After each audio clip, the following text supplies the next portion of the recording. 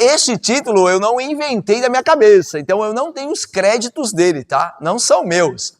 Esse é o título do livro do John MacArthur sobre a vida dos apóstolos. E o título é 12 Homens Comuns, tá? Então, muito do que eu darei a vocês aqui sobre os apóstolos vem desse livro, tá? Esse livro eu tenho usado ele como livro texto para o nosso estudo, tá bom? Então, muita coisa aqui é do John MacArthur, tá bom? Então, 12 homens comuns é legal, por quê?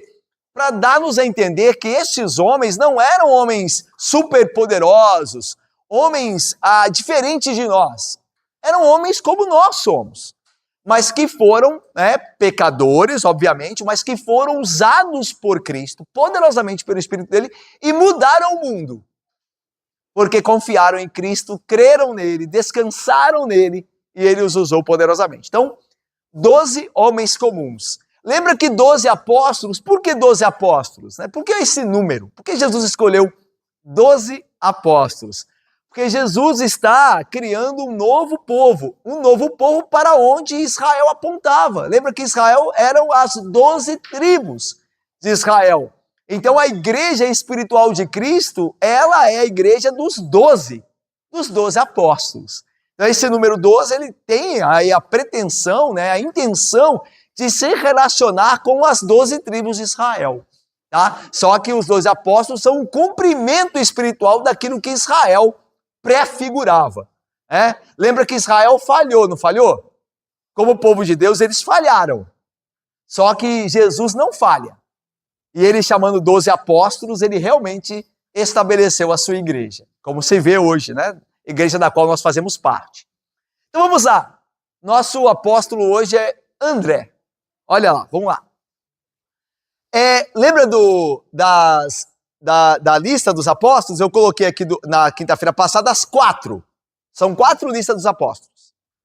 Mas agora eu vou colocar a partir de hoje só uma. Só para a gente ir acompanhando quem é o apóstolo que a gente vai estudar. Dessa vez, André. Ele fazia parte do primeiro grupo. Lembra? São 3 grupos, estão divididos em cores aí. Cada grupo contava com um líder. O líder do grupo sempre vem primeiro. E ele nunca muda. Nos 4 relatos, o líder nunca muda. Pedro, Filipe, Tiago Tiago, são 3, Pedro, Filipe e Tiago. Então, os 12 apóstolos são divididos em 3 grupos. Cada grupo com 4 integrantes. Em cada grupo só não muda a ordem. Em cada grupo só não muda a ordem do primeiro. Se você olhar em todos os evangelhos que contém os evangelhos que contêm a lista, você vê todos os outros 3 de cada um dos 3 grupos mudando da posição. Só o primeiro de cada um dos 3 grupos é que não muda. Então dá a entender que o primeiro de cada um dos 3 grupos era o líder do grupo. Porque o nome dele nunca muda. É sempre o primeiro. Deu para entender direitinho? Então, no caso, Pedro é o líder do primeiro grupo, Filipe era o líder do segundo grupo e Tiago, filho de Alfeu, era o líder do terceiro grupo. E é interessante que as listas mostram sempre Pedro no primeiro. Todas elas, Pedro é o primeiro. O primeiro grupo é sempre o de Pedro, João, Tiago e André. Sempre. Os grupos estão sempre na mesma ordem. Certo? Alguns integrantes mudam, mas os grupos são sempre a mesma ordem. E é interessante que alguns teólogos creem que esses grupos obedecem a mesma ordem por uma questão de intimidade com Cristo. A questão é intimidade. O primeiro grupo é dos apóstolos mais chegados a Cristo. E lembra que mesmo no primeiro grupo, de Pedro, Tiago, João e André, você vê, mesmo nesse grupo, que era o mais chegado, você vê que o André era o menos chegado a Jesus, dentro desse grupo. Você vê Jesus mais com Pedro, João e Tiago. Então, mesmo do grupo mais chegado, André não era um dos mais chegados. Quando eu falo mais chegado, gente, não quer dizer que André não era amado por Jesus, nem que Jesus não amava, tá? Mas chegado pela providência e circunstâncias, tá? E aí você vê os outros grupos mais distantes em termos de intimidade com Cristo, dentro do grupo apostólico. Tanto que quem é o último, em todas as listas, quem é o último? Judas Iscariotes. É sempre o último. Ou seja, ele é aquele que está distante totalmente de Jesus. É interessante observar isso, né? A gente não gosta muito dessas listas da Bíblia, né? Genealogia. A gente acha que está ali por nada, né? Mas diz muito. Diz muito. É interessante. Então, André, vamos lá então. O nome André vem da raiz lá do grego ampros, ou a ideia de homem, né? Andros, certo? Homem. Então, Andreas, Andros, homem, Andreas. Então, qual que é o significado? Do homem, relativo ao homem, másculo, viril. É o que significa André. Andreas vem de andro, do grego homem. Certo? Legal, né? Viril. Disposto, másculo, é o André. Mas vamos lá. Parentesco, a gente já viu, irmão de Pedro, a gente leu lá, João 1,41. Sua cidade natal, a mesma de Pedro, Betsaida. Na verdade, Betsaida não era nem uma cidade, né? Era uma vila, certo? Era uma pequena vila, Betsaida, ao norte da Galileia, ok? Posteriormente, André foi morar em Cafarnaum com seu irmão Pedro. Lembra que eu falei disso também quando a gente estudou Pedro, né? Eles mudaram, eles eram de Betânia, nascidos na vila de Betânia, mas no momento da vida deles, eles se mudaram para Cafarnaum. Cafarnaum era a cidade maior da região ali da Galileia, né? E era uma cidade que tinha grande importância no comércio pesqueiro. E vocês sabem que Pedro e André eram pescadores. Então, por isso, provavelmente, eles foram para Cafarnaum. É interessante que eles dividiam a mesma casa. Lá em Marcos 1,29, diz que Pedro e André, irmãos, eles dividiam a mesma casa. Você tinha a esposa de Pedro era casado, de André não se diz se era casado. É provável que não fosse, pelo menos na época em que fora chamado. E você também tinha quem lá na casa de Pedro e André? Quem estava lá fora, a esposa de Pedro? Quem mais? A sogra, né? A sogra de Pedro morava lá, até fica doente, lembra? Fica doente, Jesus vai curá-la. Então, ok? Então eles eram natural de Betsaida, só que depois eles se mudaram para Cafarnaum. Ocupação dele antes de ser apóstolo. Era um pescador. Olha aí Mateus 4,18, alguém lê aí. Eu quero que vocês fiquem, por favor, irmãos, com a Bíblia, porque a gente vai pedir aí a ajuda de vocês, tá bom? Alguém lê aí Mateus 4,18?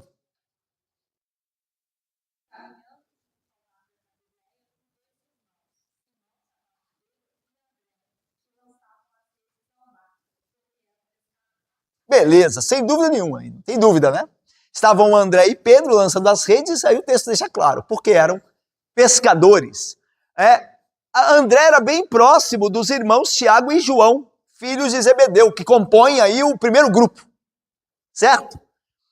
Aí tem os textos que mostram que André era bem próximo desses dois irmãos, Tiago e João. Aliás, eu falei, né? Quando a gente lê o texto de João, capítulo 1, quando Jesus chama André, lembra que tem outro discípulo com ele, não tem? Olha aí, João, capítulo 1, diz assim, olha, versículo 40 do capítulo 1. Era André, o irmão de Simão Pedro, um dos dois que tinham ouvido o testemunho de João Batista e seguido Jesus. Então veja, desses dois, que eram discípulos de João Batista primeiro, era André. O outro não fala quem que era. Quem que era o outro? Quem que era, gente? Vocês arriscam? João, né? Por que é bem possível que era João? Porque lembra que João, o autor do evangelho, nunca fala dele? Ele nunca se refere a ele. Ele sempre assim, o discípulo a quem Jesus amava, o outro discípulo, ele nunca fala o nome dele. E outra coisa, é interessante que obviamente, né, os estudiosos concordam que seja João, mas olha como o texto dá um indício que era mesmo, uma evidência, um indício melhor, que era. Porque quem escreve o evangelho sabia até a hora que foi o encontro. E é bem possível, então, que fosse alguém que era testemunho ocular. Sabia a hora que encontraram? Olha aí, versículo de número 39. Respondeu-lhes Jesus, vinde e vede. Foram esses dois discípulos, um deles era André, e viram que Jesus estava morando e ficaram com ele aquele dia, sendo mais ou menos a hora dessa. Então o autor sabe que hora que era. Que aqueles dois, é bem provável que o autor. Por isso e por conta de João nunca anunciar o nome dele, sempre no anonimato ali, ser o apóstolo João. Então são algumas informações básicas sobre a pessoa de André. Vamos lá, André o discreto. Dos quatro, ou seja, Pedro, Tiago, João e André, era André o que menos aparecia. Nos relatos do Evangelho, André aparece apenas 9 vezes no Novo Testamento. Fora a lista dos apóstolos. Sem contar as 4 listas dos apóstolos, André aparece só 9 vezes no relato do Evangelho. E essas 9 vezes que ele aparece em todos os relatos do Evangelho, ele é apenas mencionado. Pouca coisa se fala dele. Ele aparece muito pouco. Em comparação a Pedro, é bem diferente. Vamos lá. Ele viveu debaixo da sombra do seu irmão, mais conhecido que era Pedro, né? Os versículos que citam o nome de André geralmente o fazem acompanhados da designação irmão de Pedro. Então você vai ver isso lá em Mateus 4,18, em Mateus 10,2, em João 1,40 e João 6,8. Você vai ver André aparecendo no relato, aí diz assim, André, irmão de Pedro. Então o irmão de Pedro, André, então ele vivia na sombra do irmão mais famoso. Não tem isso às vezes? Você conhece fulano? Não sei o que não. Ele é filho do ciclano. Tá. Eu me lembro que quando eu era seminarista, o meu pai, né, ele era conhecido, né? Meu pai foi secretário nacional de mocidade, dava aula no seminário lá em São Paulo, JMC. Então meu pai era conhecido lá pelas bandas de São Paulo lá. Aí você sabe quem que é o Paulo? Aí, não sei não. Ele é filho do Cleómenes. Do Cleómenes. Até hoje, ninguém sabe quem eu sou, só sabe que eu quando eu quero que eu sou filho do Cleómenes, né? Então o pessoal sabe, então é mais ou menos isso. Vivia debaixo da sombra daquele parente mais famoso. André era assim, tá? Vamos lá. Até aí tudo bem? Tranquilos? Vamos lá. Nesse contexto de André, viver na sombra de um irmão mais famoso, é comum encontrar ressentimento e rivalidade, certo? Não é comum? Quando você vive com alguém que é mais famoso que você, que aparece mais que você, que as pessoas dão mais atenção que a você. Não é natural encontrar ressentimento, tristeza, amargura, inveja, não é? Então veja como isso é natural. Não no caso de André, mas em casos da Escritura que havia inveja por ter alguém mais famoso. Olha Mateus 27, 17 e 18, olha aí. Alguém veja aí. Por que entregavam Jesus? Vai lá, Mateus 27, 17 e 18.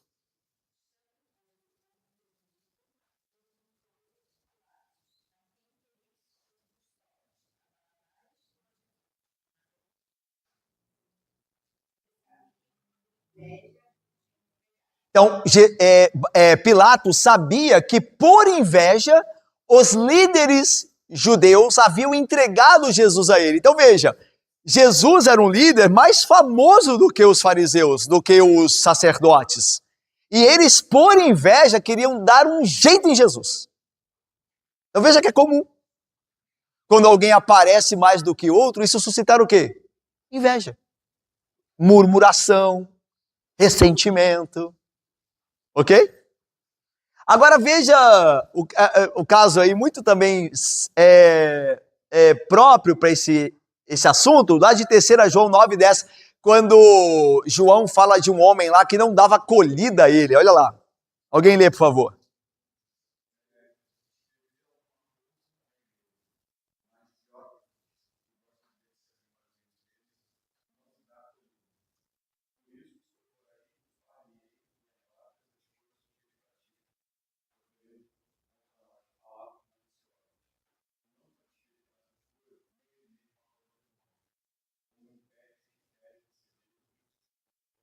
Olha só.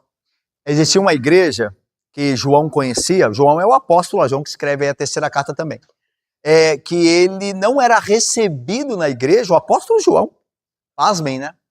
Porque havia lá, alguns estudiosos bíblicos acham que esse Diótrefes era um presbítero, era um líder da igreja.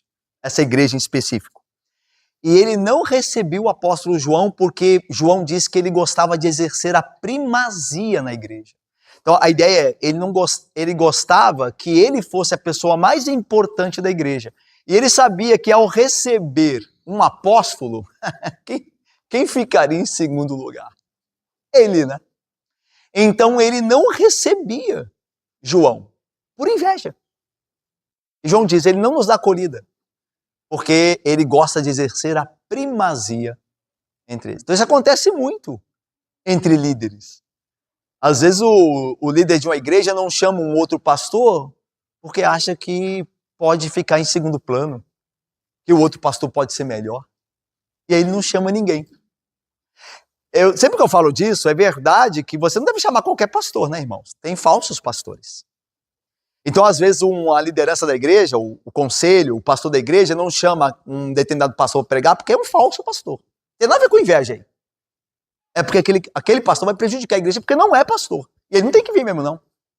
Agora, se é um bom pastor, como era o caso de João Apóstolo, por que não chamar? Então é muito comum, estou mostrando para vocês, que viver à sombra de alguém mais importante é muito comum surgir toda forma de maus pensamentos e sentimentos. Vamos lá. Porém, no caso de André, não há uma única evidência de que se sentia ou de que ele sentia algum ressentimento quanto a ocupar o lugar de discrição. Não há nenhuma evidência que André reclamou, que André ficou chateado, nada disso. Aliás, ele escolheu esse lugar. Eu quero trabalhar isso aqui com vocês daqui a pouco. Ele escolheu esse lugar, intencionalmente. Afinal, foi André, que levou o seu irmão Pedro a Cristo. Eu fico pensando, irmãos, veja lá. Eu fico pensando que se eu tivesse no lugar de André e Deus não me guardasse, eu ficaria meio receoso de levar um irmão como Pedro, se Pedro fosse o meu irmão no caso, a Jesus Cristo, porque eu sabia que quando Pedro chegasse no grupo, quem que ia chamar a atenção? Era Pedro, eu ia desaparecer. Qualquer chance que eu teria de ser alguém conhecido sumiria no momento em que eu trouxesse Pedro para o grupo apostólico ou para o lado de Cristo. E André mesmo assim fez. Então isso diz algo de André. E veja, ele escolheu esse lugar. E eu acho maravilhoso. Sabe por quê, irmãos? Eu não acho que André não fosse um líder. Senão ele não estaria lá no grupo dos apóstolos. Ele era um líder. Só que, meus irmãos, vejam comigo. Não dá para todo mundo liderar ao mesmo tempo. Alguns líderes vão ter que abrir mão da liderança para que outros líderes no meio deles possam liderar. Certo? Então veja como isso é... Veja como isso é importante, essa ideia. Porque às vezes nós disputamos liderança e o ideal seria abrir mão. Já que tem uma pessoa que é um bom líder, como eu também fui chamado a ser, mas ele faz questão, ou as pessoas querem que ele seja, então deixa eu abrir mão disso. Eu só não acho que isso possa ser feito quando não há bons líderes. Aí não, aí você que é líder ou você quer chamar, você vai e compre lá a briga porque precisa de um bom líder e se você não for, um mau líder será. Aí você entra na disputa. Agora, se tem um monte de bom líder, por que não abrir mão? É que nem eleição. Tem um monte de gente boa para concorrer. Então tá bom. O que me importa é que as coisas caminhem bem. Se tiver pouca gente boa, então talvez eu deva ir. Porque tem pouca gente boa. Mas se tem muita gente boa, eu não vou ficar disputando. E me parece que André tinha esse perfil. Ele escolheu ficar em segundo plano. Ele não disputou com o irmão dele. Isso é muito interessante. Ainda mais para nós que vivemos uma época em que todo mundo, e as redes sociais estão aí, as mídias sociais, todo mundo quer aparecer. Nos falta mais Andrés. Todo mundo quer ser Pedro. Mas pouca gente quer ser André. E veja, lembra que André era o líder. Não quer dizer que ele não fazia nada. A gente vai ver que ele... Vamos chegar lá, ver o quanto André fez. Mesmo na descrição dele. Ele fez muita coisa. Mas ele trabalhava atrás dos bastidores, nos bastidores, né? Atrás ali da cortina. Mas ele trabalhava. Então isso é muito importante, né? André é de um valor muito grande, André. Porque é aquele tipo de discípulo de Cristo que ele faz a coisa que se ninguém lembrar dele, tá bom também. Ele não vai ficar chateado. E é difícil isso, né? Bem possível. Bem possível. Bem possível. Mas vamos lá. Continuando aqui. Um ministério nos bastidores. Era o ministério de André. Um espírito contrário ao nosso tempo, né? Que eu acabei de dizer, né? Hoje, com as mídias sociais, todo mundo quer que as pessoas saibam o que eles estão fazendo. Não é verdade? Você vê, mídia social é assim, né? A rede social é assim. Qualquer coisa que você faça, você está publicando. Todo mundo tem que saber o que você está fazendo. E você vê que o espírito de André é um espírito contrário a esse. Mas depois a gente vai ver de onde ele puxou esse espírito. Que espírito é esse de André? A recompensa dos que não são vistos pelos homens, porém contemplados por Deus. André estava preocupado em servir e não ser visto pelos homens. E há uma promessa de recompensa a esse tipo de serviço, que não se importa de ser visto pelos homens, mas de servir fielmente a Deus. Olha aí, Mateus 6, 1:8. Vamos lá, ver juntos. Mateus 6, 1:8. Eu vou ler aqui. Olha aí, se André não estava de acordo com esse espírito aqui. Guardai-vos de exercer a vossa justiça diante dos homens, com o fim de serdes vistos por eles. Irmãos, só uma pausa aqui. Veja, é pecado você realizar algo bom e as pessoas verem, e as pessoas te cumprimentarem, e as pessoas falarem bem de você, te exaltarem? Não, não é pecado. Por exemplo, eu imagino que todos nós aqui desejamos que as pessoas falem bem do que nós fazemos. Eu, pelo menos, desejo. Eu quero fazer coisas boas e que as pessoas tenham consideração sobre isso. Boa consideração. Ah, que legal que o pastor Paulo fez isso. Poxa, foi muito legal. Eu acho muito melhor do que as pessoas pensarem o contrário. Nossa, ele foi fazer isso? Que terrível. Eu acho que nenhum de nós gostaria que as pessoas vissem as nossas obras e achassem ruim. A questão é fazer coisas com essa finalidade. Se as pessoas verem o que fazemos e nos honrarem, legal. Eu acho isso ótimo. O problema é fazer as coisas pensando só nisso. Tanto que Jesus diz aqui que o pecado é fazer a justiça com o fim de serem vistos pelos homens. Esse é o pecado, ok? Então veja, de outra sorte, se vocês assim fizerem, né, com o fim só de serem vistos pelos homens, não tereis galardão junto ao vosso Pai Celeste. Você percebe aí um princípio que Deus se agrada de quem faz as coisas para não aparecer diante dos homens. Se aparecer, bem. Mas se não aparecer, agrada a Deus, porque faz de coração a Deus, independente de se alguém soube ou não. Olha só o versículo 2. Quando, pois, deres esmola, não toques trombeta diante de ti, como fazem os hipócritas nas sinagogas, nas ruas, para serem glorificados pelos homens. Em verdade vos digo que se é isso que eles queriam, já receberam a recompensa. Não precisa esperar mais nada, não. Tu, porém, a dares a esmola, ignora a tua mão esquerda o que faz a tua mão direita. Já falei sobre isso, né? Como isso aqui é profundo, né? Da parte do Senhor Jesus Cristo. A ideia é o seguinte, quando você der esmola, você não só não faça isso para os outros verem, como também não fique falando para si mesmo o que você fez.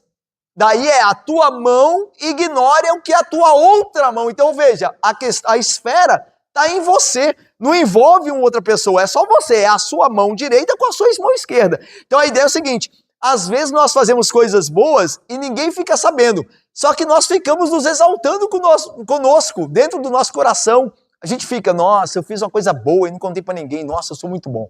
Gente, eu sou muito humilde, né? Eu faço e ninguém fica... Então, ou seja, que você não fique dentro de você mesmo contando vantagem. Essa é a ideia. Não só externamente, e não permita que isso aconteça internamente em você. Ok? Então, essa é a ideia aqui. E olha só, versículo de número 4. Assim, a tua esmola ficará em secreto. Ou seja, para que a tua esmola fique em secreto. E teu pai que te vê em secreto te recompensará. E aí o versículo 5 fala sobre deve orar. Aqui você percebe que, Tiago, que são os grandes exercícios de piedade dos judeus. Dar esmola, orar. Eu estou falando de exercícios piedosos, espirituais. E aí diz assim, olha, e quando orardes, não sereis como os hipócritas, porque gostam de orar em pé nas sinagogas e no canto das praças. Com que finalidade, irmãos? Para serem vistos pelos homens. Em verdade, vos digo que já receberam a recompensa. Se é a fama entre os homens, eles já têm, não vão receber mais nada. Tu, porém, quando orares, olha o contraste, entra no teu quarto e fecha a tua porta. Orarás a teu pai, que estás em secreto, e teu pai que te vê em secreto te recompensará. Então veja todo esse princípio. Então veja como o André se parece com ele. Nós vamos ver aqui, né? Ele serve, mas serve meio que no anonimato e no que nos evidencia o texto bíblico, não parece se importar com holofotes. Ok? Então veja como ele está próximo desse espírito. Ok? Vamos lá. Que é o espírito de Cristo, né? Vamos lá. Olha o que o Riley, J.C. Riley, que não podia faltar, obviamente, disse sobre essa questão de dar esmolas para aparecer. Olha só. Não devemos servir como se desejássemos que todos vissem quão caridosos e liberais nós somos. Como se quiséssemos receber os elogios de nossos semelhantes. Tudo que pareça, olha só, hein? Tudo que pareça exibicionismo deve ser evitado. Eu vou terminar, eu faço um comentário. Devemos dar na quietude, fazendo o menos ruído possível a respeito de nossa caridade. Nosso propósito deveria acompanhar o espírito daquele versículo. Ignore a tua mão esquerda o que faz a tua direita. O Riley, em outro lugar, esse ministro do século de número 19, em outro lugar ele diz que nós devemos evitar, e ele fala naquele contexto que até hoje nós temos no nosso meio, né, embora a gente não veja tanto, mas nós temos aquele contexto católico romano aquelas vestes especiais, né, os monges com aquela roupa diferente. Ele diz, evitem essas coisas. Por quê? Porque imagina, né, colocar uma roupa de monge, uma roupa diferente das pessoas normais. Aí você está chamando atenção para você. Você está querendo dizer, mesmo sem palavra nenhuma, que você é mais espiritual do que os outros, que você é mais consagrado a Deus do que os outros, porque você tem aquela roupa, aquela coisa especial, aquela coisa diferente, tudo. Então, essas coisas são próprias dos hipócritas, que querem atrair a atenção para si. É bem provável que Jesus e os apóstolos se vestiam como os homens da época deles. Você duvida disso? Que Jesus e os apóstolos tinham a roupa dos homens da época? Que eles se vestiam ordinariamente como qualquer judeu se vestiria? Tanto que quando os homens falavam de Jesus, eles falavam assim, mas ele não é o filho achavam que era filho de José, né? Não é o filho de José e Maria? Não lhe conhecemos os irmãos? Ele não mora aí conosco? Não é um homem tão normal e comum? Veja. Então, eu gosto muito disso aqui do Riley. Tudo que pareça exibicionismo deve ser evitado. A ideia é, tudo que chama mais atenção para nós e não para Cristo deve ser evitado. Eu não posso aparecer mais que Cristo. Se alguma coisa que eu faço, se a maneira que eu me visto, se algum trejeito traz mais glória a mim do que a Cristo, tem coisa muito errada. Cristo deve aparecer, ele deve ser exaltado. Certo? Vamos lá. O ministério discreto de André nos aponta a importância de uma vida e serviços sinceros diante de Deus. Olha o Riley de novo. Deveríamos procurar algum lugar no qual nenhum olho mortal nos pudesse ver, para que então pudéssemos derramar o coração diante de Deus, com o sentimento de que ninguém nos está vendo, senão Deus. Entretanto, essa é uma regra que muitas pessoas consideram difícil de seguir. Então, eu vou dar um exemplo bem prático. Às vezes você chega numa igreja presbiteriana, né? E as pessoas da igreja presbiteriana não costumam levantar as mãos, certo? Certo? Amém? Oh, cuidado, hein? Os presbiterianos não costumam levantar a mão, né? Dá uma cãibra, alguma coisa, é melhor evitar. Mas aí veja, aí eu chego numa igreja que eu sei que o costume não é esse, aí eu chego e começo, só eu. Isso é certo? Isso convém? Eu não vou parecer mais espiritual? Eu não corro esse risco? Todo mundo lá com a mão, e eu lá assim. O que eu estou passando para as pessoas que estão olhando para mim? Que eu sou mais espiritual, que eu sinto mais, que eu desejo a Deus mais, que eu sou mais sincero. É justo isso? Eu sou mesmo? Eu sou tão santo assim? Será? Então veja, irmãos. É outro princípio. Nós devemos derramar o nosso coração diante de Deus em secreto. E ter cuidado com aquilo que nós mostramos diante dos homens, para que os homens não pensem que nós somos mais do que realmente somos. Certo? Isso aqui é muito importante. E André nos ensina isso. Ah? Fala, meu querido. Por isso, verdade. Então por isso eu digo, não vá, fica aqui. Fica aqui. Mas é verdade também. Perfeito. É verdade, aí eu vou na igreja lá pentecostal, eu não sou, eu vou lá para irritar o pessoal. Porque o que eu vou conseguir no máximo é isso. É irritar o pessoal. Eu vou ficar lá assim, o pessoal, o cara veio aqui, aí tá desse jeito, não tem o espírito, começa aí. Então eu não vou, eu vou lá para a minha igreja, que eu creio ser a maneira correta de adorar a Deus, a maneira mais prudente, a maneira mais bíblica, eu fico lá, não vou lá para irritar ninguém. Até porque, já viu gente que fala assim, ó, esse assunto é bem interessante, fala assim, eu fui na igreja para ver como é que era. Gente, a compreensão, se nós falamos assim, pensamos assim, a nossa compreensão é totalmente errada. Ninguém vai em culto para ver como é que é, você vai em culto para adorar. Se você não pode adorar em tal igreja, que você discorda, então o que você vai fazer lá? Então a sua e a minha intenção não estão certas, não são boas. Eu vou adorar na minha igreja, onde eu sei que Deus é adorado, onde eu concordo com os elementos ali bíblicos da adoração. Eu vou ficar ali. Igreja, irmãos, não é lugar de passeio, não é lugar para matar curiosidade, para ver como é que é. Igreja é lugar para adorar. Se eu sei que eu não posso adorar naquela outra igreja, eu não vou lá. Esse é o ponto. Vamos lá. Muito bem lembrado, Anésio. André, aparentemente, não se deixou tomar por uma disputa pelo posto do mais importante. Lembremos que ele era irmão do apóstolo mais destacado no grupo. E seus mais chegados entre os apóstolos eram os dois irmãos que estavam preocupados com posição de destaque. Interessante, né? André tinha tudo para ser influenciado nessa disputa de ser o mais importante. Por quê? Ele era irmão de Pedro, Vanderlei, que era o mais importante dentre os apóstolos, é o líder dos líderes, e ele vivia junto com Tiago e João. E os dois, Tiago e João, também estavam muito preocupados em serem os principais. Vocês se lembram daquele pedido que eles fizeram para o Senhor Jesus Cristo? Olha aí, vamos lá ver. Marcos 10. Olha aí, eu acho que está lá, eu coloquei vários textos aí, mas eu acho que é Marcos 10. Vamos dar uma olhadinha aqui, vou abrir aqui. É isso mesmo. Marcos 10, olha aí o versículo 35.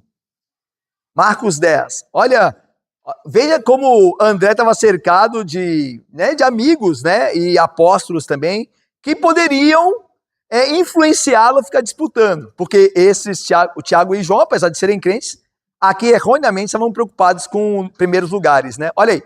Então se aproximaram dele Tiago e João, de Cristo, filho de Zebedeu, dizendo: Mestre, queremos que nos concedas o que vamos pedir. Lembra que no outro relato, eu não sei se é em João, eu coloquei aí depois, mas eu tenho de cabeça o texto descrito direitinho.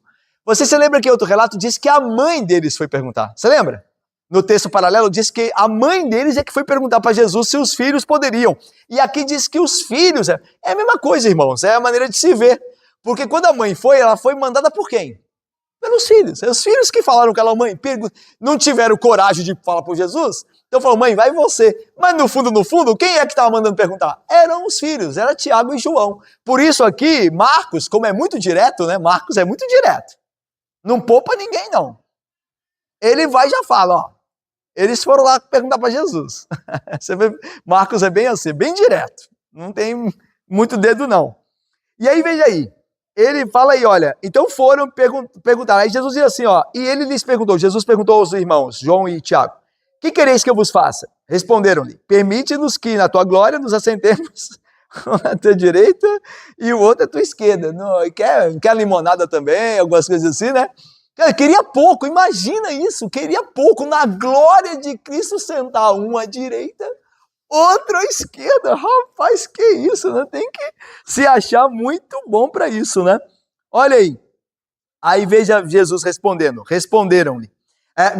Versículo 38. Mas Jesus disse, não sabeis o que pedis. Podeis vós beber o cálice que eu bebo? Ou receber o batismo com que sou batizado? Está falando da morte dele, tá? Disseram-lhe, podemos. Tornando-lhes Jesus, disse-lhes, né? Bebereis o cálice que eu bebo. Ou seja, vocês vão sofrer também e serão mortos pelo testemunho da minha pessoa. E recebereis o batismo com que sou batizado, que era a morte, né, de martírio. Quanto, porém, a assentar-se à minha direita ou à minha esquerda, não me compete concedê-lo, porque é para aqueles a quem está preparado. Tá vendo? Era melhor não ter perguntado nada, né? Porque ficaram com a parte do beber do cálice, né? Ou da morte ali, do ser batizado, que era o sofrer por Cristo. E quanto ao lugar, Jesus diz, olha, é o Pai que compete essas coisas. Eu não decido isso, é o Pai que decide. Então, veja que o meu ponto é que André tinha tudo para entrar nessa batalha. Porque ele tinha um irmão que era o principal dos apóstolos e tinha amigos no grupo que viviam preocupados com isso. Mas ele não. Pela graça do bom Deus, obviamente, não se deu a isso. Ah, Celine.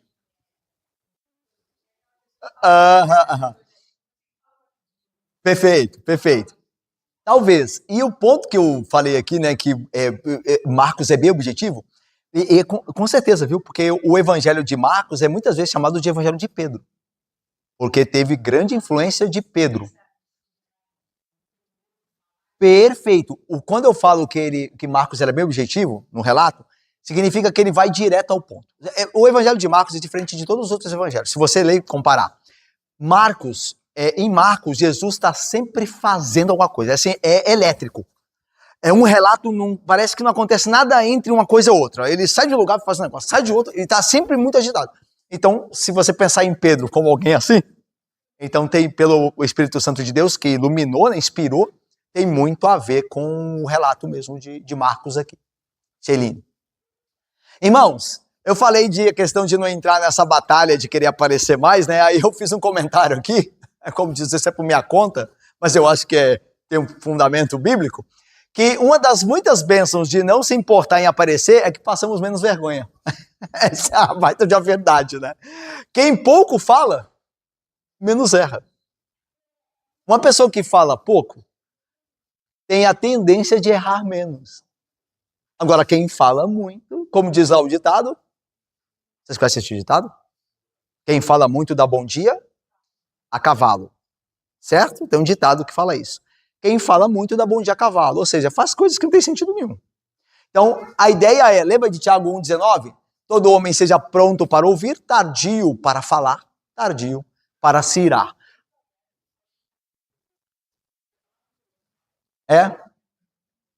Não lembro agora, mas provavelmente há mesmo, Dai. André, em todas as vezes que fala nos evangelhos, fala bem. Você percebeu? André parece pouco. Mas toda vez que aparece, não compromete. Pedro falou coisas tolas. Pedro falou muita bobagem. Jesus teve que repreendê-lo várias vezes. Porque falava muito. André não tem nenhuma vez que Jesus teve que repreendê-lo. Então lembre-se disso. Peça a Deus.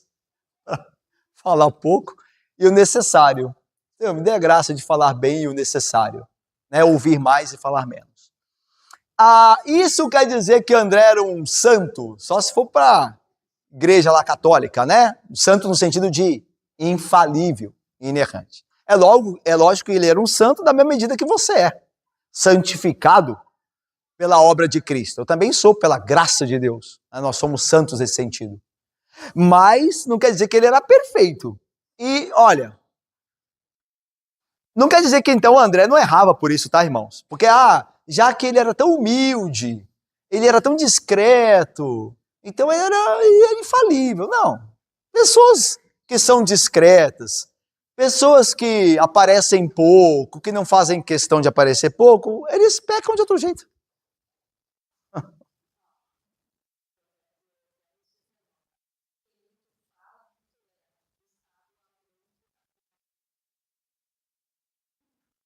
Quem muito fala, muito erra. O sábio aprende a ficar calado.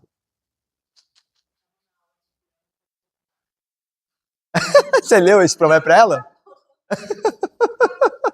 Você é uma teóloga. A Dani falou que estava numa aula de piano com a criança e teve que ler o provérbio, porque a criança não calava a boca, né? Falou. A menina falou que ninguém queria ser amigo dela. É claro, você não deixa, só você fala. Gente, brinca. Fazendo um corte aqui. Vocês já tentaram ser amigo de alguém que só fala? É difícil. É difícil. Sabe, a pessoa fala. Então sejamos bons amigos. Ouçamos. Segure aí. Eu também gosto de falar. Segure aí. Peça a Deus essa graça. Olha lá. André era também um pecador. Não só um pescador, mas um pecador. Como os demais. Lembra que quando Jesus foi fazer a multiplicação dos pães e dos peixes, perguntou se tinha alguém na multidão que tinha alguma coisa? Foi André que trouxe o menininho lá, com a quantidade ínfima de pão e peixe. E André diz assim, esse menino tem alguns pães e alguns peixes aqui. Aí André diz assim, mas o que é isso para esta multidão? Então, ou seja, André também falhou em crer. Ele podia ter entregado ao Senhor Jesus Cristo e diz assim, o Senhor tudo pode. Mas ele não fez assim, ele falou assim, Senhor, tem aqui uns pães e uns peixes, mas fazer isso com o que com isso aqui? Aí Jesus fez um milagre, né? Ou seja, era um homem falho. Tinha suas virtudes, mas tinha os seus pecados também, como nós temos, né? Todavia, quando citado individualmente, é verdade, não vemos nada que lhe traga grande vergonha. Mas como eu falei, no caso de Pedro, no caso de Tomé, lembra de Tomé? Que Jesus falou com ele, não seja incrédulo, mas crente. André não ouviu nada do tipo. Então isso mostra que, de certa forma, é bom você ser mais discreto, falar menos, dentro do possível, né? Irmãos, tem pessoas que sempre vão ter que falar mais, mas mesmo assim, é sábio diante de Deus pedir a Deus a graça de falar quando necessário, né? E quando não for, manter-se calado. Vamos lá. André, um exemplo para os líderes. Eu creio que André, olha o que eu vou falar aqui. Na verdade, não é nem o que eu vou falar, eu vou aqui reafirmar, ratificar, porque outros bons teólogos falaram isso. Eu creio que André, ali mutatis mutandis, mudado o que tem que ser mudado, é mais um exemplo de líder para a maioria dos líderes da igreja do que Pedro. E eu vou explicar por quê. Talvez André seja um exemplo mais eficiente de líder para a maioria dos homens do que fora seu irmão Pedro. Por quê? Porque grande parte daqueles que entram para o ministério trabalham em certa obscuridade, como André, ao invés de ter renome e ser proeminente como Pedro. Quantos são os líderes amplamente conhecidos? E quantos são os anônimos? Os anônimos são muito mais. Então vamos pensar na IPB. Quantos são os pastores famosos? Você pode, obviamente, tem aí, Reverendo Augustus, Reverendo Hernandes Dias Lopes, Reverendo Heber Carlos Júnior, são mais conhecidos. Mas veja, é um grupo pequeno. A maioria dos pastores presbiterianos, quem os conhece é a igreja local, como este que vos fala aqui. Certo? Então veja, saber viver o ministério no anonimato, por assim dizer, na obscuridade, nesse sentido, é bom. Porque é o que nós mais vamos ter. A maioria dos pastores vai viver e morrer na igreja local. E já pensou se eles não estiverem satisfeitos com isso? Já pensou se eles viverem sempre em busca de fama e nome? Como eles serão infelizes no trabalho deles? E pode ser, e é bem provável, que eles passem a vida infelizes. Quantas são as pessoas que ficam famosas? Famosas. São poucas. A maioria de nós vamos viver e morrer dentro daquela esfera micro ali que Deus nos colocou na providência dele. E como é bom, pela graça de Deus, estar, e aí faço aí já um convite para o estudo da SAF, né? Das mulheres da igreja, contente em toda e qualquer situação. Contentado com a esfera que Deus nos deu para o trabalho. Nem isso nós merecíamos, né? Já está muito mais do que a gente merece. Então imagina, é bom saber viver com essas coisas, com a simplicidade, com as coisas ordinárias. Eu tenho certeza que as pessoas que vivem felizes as pessoas que aprendem a viver no ordinário são muito mais felizes do que aquelas que estão buscando sempre o extraordinário. Porque o extraordinário, irmãos, acontece muito pouco. Daí, extraordinário. Na maioria das vezes a gente vai lidar com coisas ordinárias. E saber viver feliz naquilo que é ordinário é uma grande bênção. Contentados em Cristo, né? Legal, né? Vamos lá. Caminhando aí.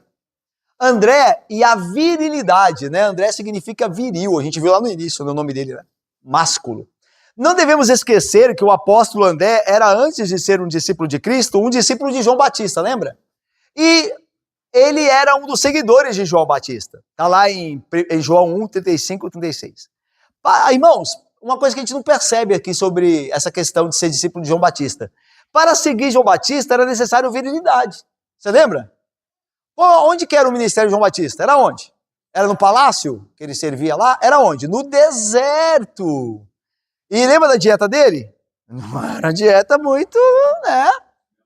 Mel e gafanhoto. Então o cara, para ser discípulo de João Batista, não podia tomar Nescau e essas coisas. Lembrei do traço Nescau para mim. Não podia ser um homem muito, né? Não muito homem, né? Tinha que estar pronto. E André nos lembra disso, irmãos homens aqui, queridos. A nossa geração, falo aqui da minha geração, né? Tem aqui gente, praticamente aqui quase a maioria da minha geração ou mais novo. A nossa geração está muito prejudicada, né? Você tem homens que não agem como homens mais, que não estão dispostos a entrar na batalha, não estão dispostos a sacrificar suas vontades para o bem comum, o bem da sua família, o bem da igreja, acima de tudo. Então, como nossa sociedade carece de homens másculos no melhor sentido. Porque o homem másculo, irmãos, não é um homem forte, não é um homem que grita, não é um homem lá, né, com músculo. Essa concepção de força, veja, também não tem problema, mas a Bíblia fala de força máscula, é muito mais do que isso. É ser forte em Cristo Jesus, é ser a imagem de Cristo, é ser um homem espiritualmente forte. Então veja, um homem em Cristo, ele pode ter doçura no trato. Ele não precisa ser ríspido para falar que ele é homem. Ele pode, como o Senhor Jesus Cristo era. No trato, ele era doce com as pessoas. Com os inimigos da fé, firme e duro. Mas com as ovelhas, com as crianças. E ele era um verdadeiro homem. Então peça a Deus para te fazer um verdadeiro homem. Não, irmãos, a gente ouviu lá o reverendo Vitor Schmidt falando do quê? Do joystick, né? Deixa o videogame, deixa o desenho, deixa essas coisas. Deixa essas coisas para as crianças. Lembra do que Paulo diz? Quando eu era criança, eu fazia as coisas de criança. Agora eu não sou mais criança. A nossa sociedade quer nos fazer homens infantis. Homens e mulheres infantis. Quer regularizar, quer deixar normal um homem de 30 anos mexendo com coisa de criança, fazendo coleção de brinquedo, de boneco. Já viu isso? Já viu? O cara tem 40 anos, colecionando boneco. Não pode ser normal isso. Mas nós olhamos isso, nós sempre temos... Veja, essa é a minha geração também, eu estou no meio disso. Nós sempre vamos dar uma desculpa, sabe? Ah, não é bem isso, tem uma arte ali. Veja, irmãos, voltemos ao que é um retrato e um padrão de homem. O que a Bíblia diz ser. Certo? Nós precisamos desses homens. Nós estamos vivendo tempos difíceis. Veja aí, né, o que o Rio de Janeiro está passando. Tem uma história que aconteceu nos Estados Unidos. Lá é muito comum, não é que é muito comum, mas acontece de escolas serem invadidas por atiradores, né? E eles saírem atirando lá. E eu lembro de um relato acontecido, acho que no início dos anos 2000, que um atirador desse, um louco criminoso, entrou em uma das escolas norte-americanas e começou a passar pelas salas, uma de cada vez, né? E atirava nas crianças, nos alunos. E a última sala do corredor que ele entrava, dessa escola, tinha um rapaz lá, um garoto. E ele percebeu o barulho e os gritos de longe. Aí ele saiu da porta, que dava para o corredor, e olhou. E ele viu as crianças saindo e ele entendeu o que estava acontecendo. Então o que aconteceu? Ele fechou a porta. Ele tinha, o rapaz tinha 14 anos, 13, 14 anos. Ele pegou os colegas dele da classe e começou a fazer uma barricada. Ele falou, pega as carteiras, as mesas, vamos colocar na porta. Vamos fazer força, vai ajudar a impedir ele de entrar. E ele liderou a classe. E quando o atirador chegou na porta, bateu, e aí viu as sirenes chegando. Então ele teve que ir embora. Mas aquilo atrapalhou ele de entrar. Porque um garoto tomou a atitude de um homem. Ele fez algo. Ele se levantou. Eu fico pensando, hoje, né? Como estão os meninos? Será que eles teriam essa disposição de fazer algo? Quando todo mundo está com medo dele se levantar e fazer algo. Então André mostra isso, de certa forma. Você, discípulo de João, a sua virilidade. O viver num ambiente que era um ambiente hostil, deserto. E ele estava lá. Então, que Deus nos abençoe também, como homens, a assim fazer. Vamos lá? Alguém ia falar? Patrick. Perfeito. Eu creio, Patrick, que eu sou a intervenção muito boa e está certíssimo. Eu espero não ter conduzido aqui de alguma forma de entender que isso não deva ser feito. Mas é perfeito. Porque, por exemplo, André não tem que ser Pedro. E nem Pedro André. É verdade que ambos têm virtudes que devem ser imitados por todos nós. Certo? Por exemplo, Pedro ele estava pronto a tomar a frente. E nós também, em certas situações, por mais discreto que sejamos, também devemos pedir graça a Deus de fazê-lo. Ao mesmo tempo, os Pedros, no nosso meio, devem pedir também a Deus a graça de ter sabedoria de uma hora agir como André. Talvez seja a hora de não falar nada. Mas é perfeito o que você disse. A ideia de santificar a personalidade. Direcioná-la para aquilo que edifica.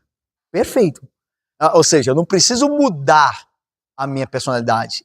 Ou seja, não é completamente. Deus tem que santificá-lo, devorar a Deus para que seja santificado nela.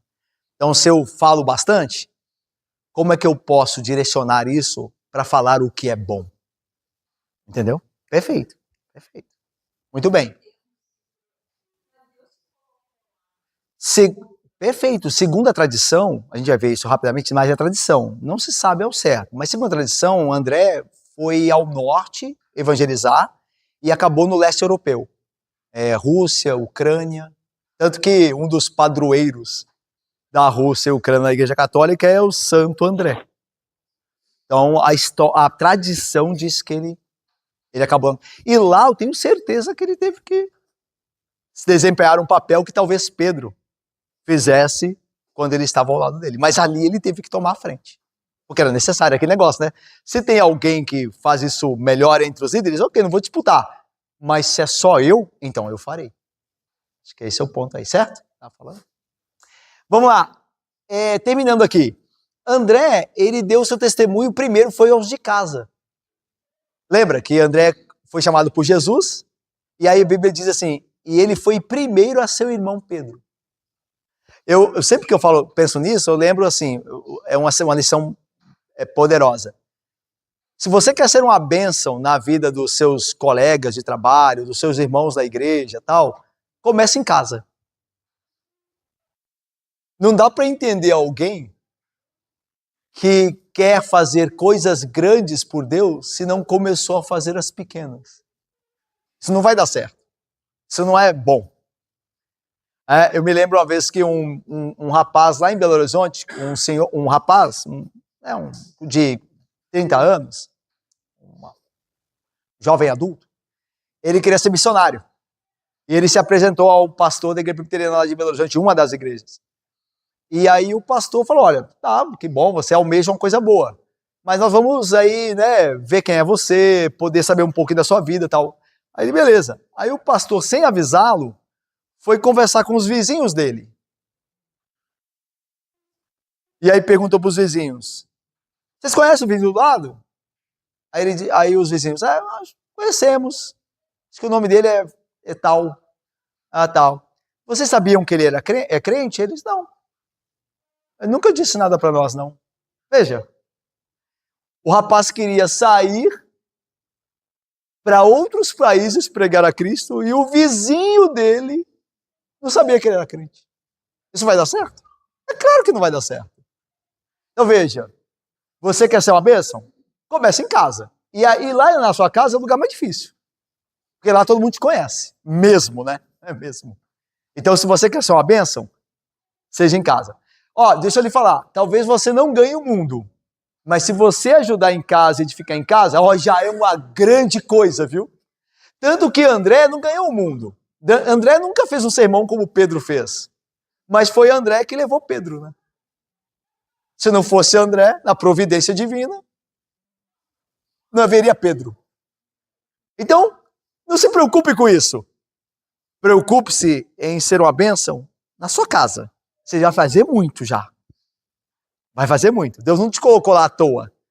É lá que você, na criação do seu filho, da sua filha, no trato com seu marido, no trato com a sua esposa, com seus vizinhos ali de porta. Passa ali. E você fala, meu Deus, muito vai abençoar. Então veja, André e sua preocupação de levar indivíduos a Jesus Cristo, André nunca pregou um grande sermão, mas ele levava indivíduos. Eu coloquei aí, ele vai levar Pedro, ele vai levar o menino, que eu falei, né, da multiplicação dos pães e do peixe, ele que leva o menino. Eu estou passando rápido aqui para a gente terminar. André também é que leva os gregos, lembra? Lá em João 12, quando os gregos querem ver Jesus, é André que leva. É interessante lá no texto, que quando os gregos vão falar com Filipe, que era o outro apóstolo, que eles queriam ver Jesus, aí o texto diz que Filipe vai chamar André, e vai pedir a André que levasse os gregos até Jesus. É interessante isso, né? Por que Filipe não levou? A Bíblia não diz por que Filipe não levou, mas dá a ideia, dá o indício de que André era bom de levar pessoas a Jesus, indivíduos. Ele era um canal. Ele poderia não ser um grande orador, como Pedro, como Apolo, mas ele era uma pessoa de fácil relacionamento. Sabia conversar com indivíduos. E essas pessoas iam a Cristo. Então, é legal, né, que na igreja há pessoas que você nunca vai ver aqui na frente falando, mas elas, no dia a dia da igreja, conversando com visitantes, recebendo bem, orando por eles, essas pessoas fazem muito pela igreja. São como André. Você não vê, mas elas estão mantendo pelo poder de Cristo, pela graça e pelos seus dons, estão mantendo a igreja. Todo pastor gostaria de muitos Andrés. Muitos. Pessoas que sabessem conduzir indivíduos a Cristo. Fizesse esse trabalho. Vamos lá. Eu falei disso, né? Pedro pregava as multidões, André a indivíduos. Ambos foram usados por Deus. Lembre-se que foi André que levou Pedro ao Senhor, segundo a providência soberana. Esse apóstolo e líder discreto nos ensina grandes lições. Uma delas é que, se alguém quer ser o primeiro, será o último e servo de todos. Então, se alguém deseja a honra maior, que seja o último. que seja o servo de todos. A tradição final, terminando, olha, isso aqui é a tradição, irmãos, né, dos pais da igreja. Não quer dizer que aconteceu de fato, mas é o que se conta, né? A tradição diz que André, o apóstolo, levou o evangelho para o norte. Eusébio, que é um dos escritores do primeiro século, ali, o ano que ele nasceu, não se sabe, ele morreu em 339 depois de Cristo. O historiador da igreja da antiguidade diz que André chegou até o leste europeu, Rússia, Ucrânia e Escócia. Segundo a tradição, ele acabou sendo crucificado na Acaia, na região sul da Grécia, próximo de Atenas. Aliás, a tradição diz que ele foi... Aí é tradição, tá? Não se sabe se isso é verdade. Mas a tradição diz que ele foi pregar a algumas pessoas e acabou convertendo, acabou na pregação dele convertendo-se a mulher de um governador de uma província romana. A mulher desse governador se converteu e o governador não gostou e mandou matar André. Aí diz a tradição que ele foi pregado numa cruz, mas pregado numa cruz em X, né? Existiam aquelas cruzes, ao invés daquela cruz tradicional, né? Uma cruz em X, ele foi pregado ali e morreu. Mas é o que a tradição diz, né? Na Bíblia não fala da morte de André. A pessoa do apóstolo André nos ensina que é de grande valor diante de Deus um trabalho fiel e sincero, ainda que discreto. Veja, irmãos, não há melhor Pedro ou pior André, nem melhor André e pior Pedro. A ideia aqui é mostrar que ambos serviram a Deus. Daquela modo que Deus fez a ambos. De um jeito bem distinto. Mas ambos fizeram o trabalho de Deus. Então nós devemos estar satisfeitos como Deus nos fez, o dom que Ele nos deu. Porque serve a igreja. Ou como Pedro ou como André. Mas está servindo. Certo? Pedro tem muita coisa boa. André também. Eu termino com um versículo que eu acho que fala muito de André e a nós também. Que é esse aqui. Não servindo à vista, como para agradar a homens, mas como servos de Cristo. Esse quem escreveu foi Paulo, tá? Fazendo de coração a vontade de Deus. Não servindo como para agradar a homens, para ser visto pelos homens. Se for visto, ok, mas não para isso, mas como servos de Cristo, fazendo de coração a vontade de Deus. Efésios 6. Próxima quinta, se Deus quiser, na próxima oportunidade, Tiago, o primeiro filho lá de Zebedeu, né? Mais um daquele grupo primeiro dos apóstolos. Que Deus nos abençoe. Amém, irmãos.